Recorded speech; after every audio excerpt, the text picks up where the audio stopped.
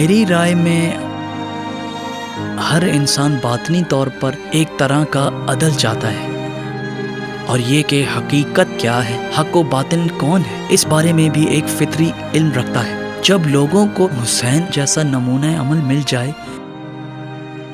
تو انہیں معلوم ہوتا ہے کہ وہی چیز ہے جسے وہ باطنی طور پر چاہتے ہیں۔ اگر ہم ان بڑی اخلاقی اقدار کو جیسے حقیقت، عدل اور اچھائیوں کے عملی کرنے کی خاطر کوشش کریں اور برائیوں کو نظر انداز اور ان کے خاتمے کی کوشش کریں، ہم دیکھیں کہ یہی اقدار انسانی معاشرے میں جڑ پکڑ رہی ہے۔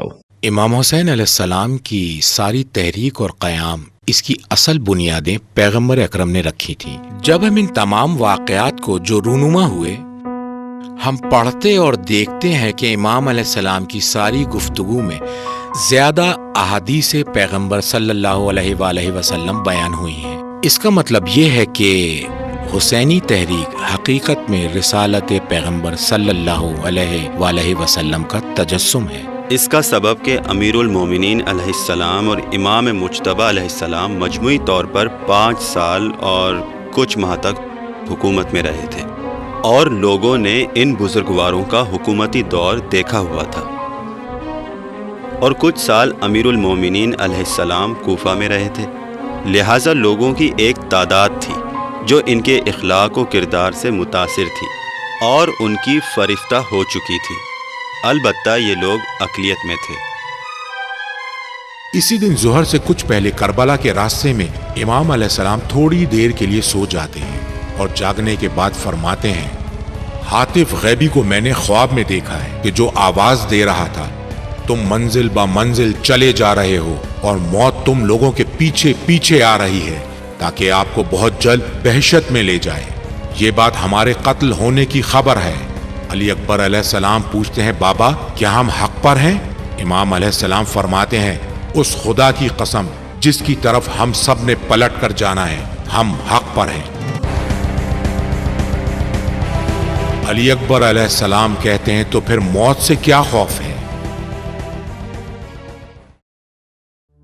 میری تحقیق کے مطابق امام حسین علیہ السلام پیش آنے والی جنگ کے نتائج کو مد نظر رکھتے تھے۔ یہ جنگ جن حالات میں وقوع ہوئی اور تاریخ کے جس حصے میں یہ واقعہ ہوا، صرف اسی سے اس کا تعلق نہیں تھا۔ اس قسم کی جنگ میں داخل ہونے کے لیے مومن اور مضبوط انسانوں کی ضرورت تھی۔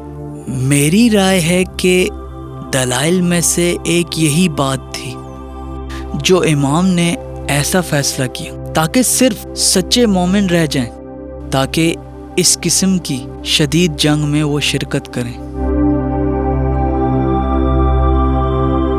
یہاں ایک سوال ابھرتا ہے کہ کیا امام حسین علیہ السلام کی ماموریت تقدیر الہی تھی تاکہ وہ اپنے کردار کو تاریخ اسلام و جہان کے لیے ادا کریں، یا یہ قیام صرف امام کا اپنا انتخاب تھا اور اپنے اختیار سے وقوع ہوا؟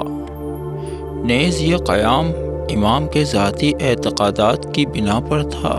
دونوں جواب ٹھیک ہیں۔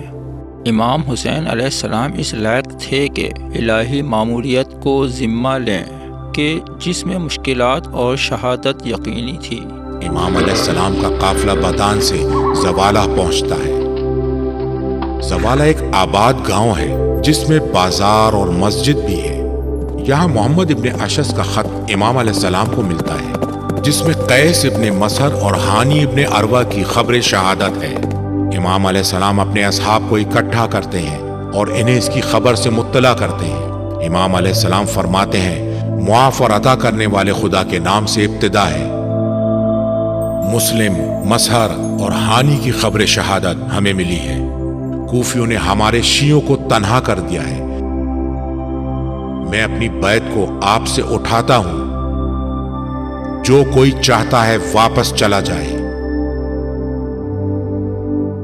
لیکن آپ ملاحظہ کریں کہ اس طرف سے امام حسین علیہ السلام اور ان 17 افراد کے علاوہ جو بنی ہاشم سے ہیں، نیز 2-3 افراد جو بصرہ سے آئے تھے، باقی سب اصحاب امام کوفہ سے ہیں۔ یعنی کربلا کے شہیدوں میں زیادہ تعداد کوفیوں کی ہے، کسی دوسری جگہ سے کوئی نہیں آیا۔ یعنی پھر بھی اسی کوفے سے اصحاب آئے ہیں۔ حتیٰ ان کوفیوں میں سے بعض ایسی معرفت رکھتے تھے کہ اگر یہ معرفت عام ہوتی یا لوگوں کی اکثریت اس معرفت کو رکھتی ہوتی تو امام علیہ السلام اس سے بہت پہلے کامیابی حاصل کر چکے ہوتے۔ دوسری دلیل یہ ہے کہ امام چاہتے تھے کہ جنگ کے دوران کوئی بھی سستی پیدا ہو سکتی تھی تو اس کے اسباب کو ختم کر دیں۔ جو لوگ کمزور ارادے والے یا کسی طرح کی سستی رکھتے تھے، ان کا ایک طرف رہنا ضروری تھا۔ یہی وجہ تھی کہ امام علیہ السلام کی سپاہ میں کسی قسم کی سستی، کمزوری نظر نہیں آتی تھی۔ علاوہ ازیں راہ امام کی انتخاب کرنے میں سپاہ کے ہر فرد کو حاصل اختیار باعث تھا کہ جنگ میں شرکت کرنے والوں پر سے بیعت کی حجت اٹھا لی جاتی۔ مسلم کی شہادت کا مطلب یہ ہے کہ کوفہ یزید کے لیے ایک فوجی چھاؤنی میں تبدیل ہو گیا ہے۔ کسی کو حکومت پر کسی طرح کا اعتراض کرنے کا حق نہیں ہے۔ امام علیہ السلام کی گفتگو اور بیعت اٹھا لینے کے بعد بہت سے افراد جو مکے سے کوفے کے سفر میں امام علیہ السلام کے ہمراہ ہو گئے تھے، قافلے سے الگ ہو گئے۔ صرف وہ باقی رہ گئے جو مکے سے امام علیہ السلام کے ہمراہ چلے، اور بعض وہ جو راستے سے امام علیہ السلام کے قافلے میں شامل ہوئے تھے۔ امام علیہ السلام کی نظر میں حکومت کا معاملہ ختم ہو چکا تھا۔ لوگ چاہتے تھے، اب نہیں چاہتے، جہاں بھی جائیں۔ اب ہمارا کیا فریضہ ہے؟ امام کا فریضہ ہے کہ امر بالمعروف کریں، بیعت نہ کرنا ان کا فریضہ ہے۔ کہاں جائیں؟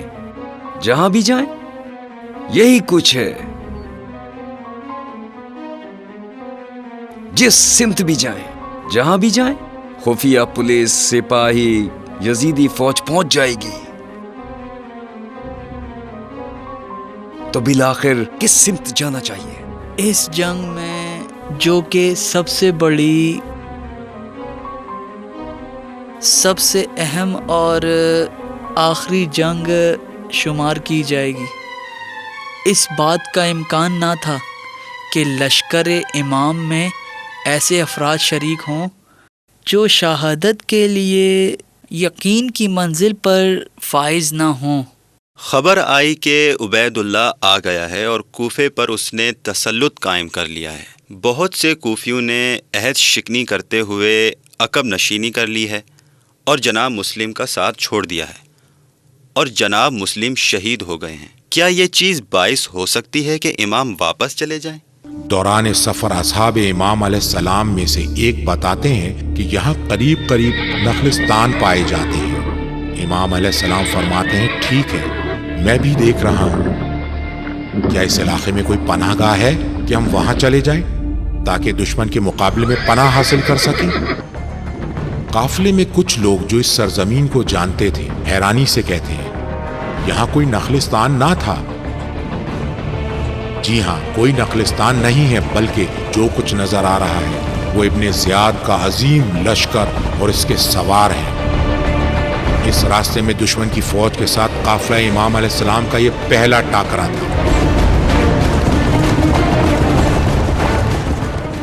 ہو سکتا تھا اگر امام واپس چلے جاتے، آج اس دور میں جب آپ اور میں تاریخ کا مطالعہ کرتے تو کہتے کہ شاید ان چند ایک لوگوں نے عہد شکنی کی تھی، جبکہ کچھ منتظر تھے کہ امام جو ہی پہنچیں وہ خود کو امام تک پہنچائیں اور امام کی نصرت کریں۔